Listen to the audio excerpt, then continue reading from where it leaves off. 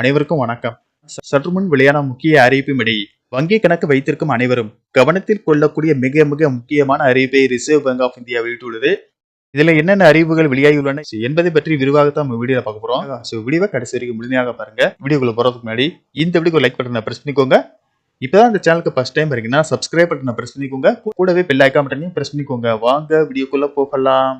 இன்றைய காலத்தில் நாம் அனைவரிடமே வங்கி கணக்கு இருக்கும். பலர் ஒன்றுக்கு மேற்பட்ட வங்கி கணக்குகள் கூட வைத்திருப்பார்கள். வங்கி கணக்குகளில் பல வகைகள் உள்ளன. அது தொடர்பான விதிமுறைகளும் ஏராளம்.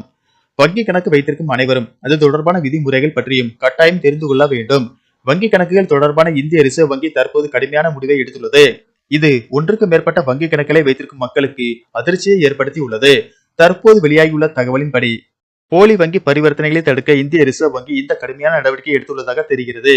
வங்கி கணக்குகள் தொடர்பான ரிசர்வ் வங்கியின் இந்த புதிய விதிமுறைகள் வங்கி வாடிக்கையாளர்களை நேரடியாக பாதிக்கும் என்று கூறப்படுகிறது. ஏனெனில் ஒன்றுக்கு மேற்பட்ட கணக்குகள் வைத்திருக்கும் வாடிக்கையாளர்களுக்கு 10,000 ரூபாய் வரை அபராதம் விதிக்கப்படும். ஆனால் இந்த விதிமுறை அனைத்து வாடிக்கையாளர்களுக்கும் பொருந்தாது.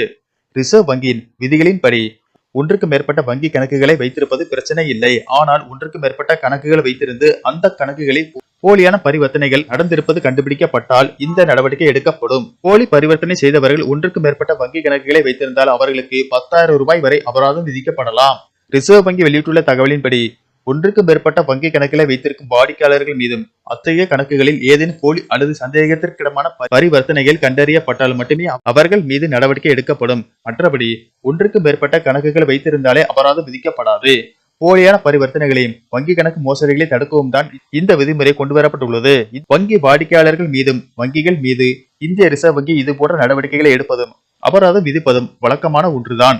வங்கி சேவையில் வெளிப்படைத்தன்மை மற்றும் வாடிக்கையாளர்கள் நலனுக்கு முக்கியத்துவம் கொடுக்கும் வகையில்தான் இந்த மாதிரியான நடவடிக்கைகளை ரிசர்வ் வங்கி எடுக்கிறது.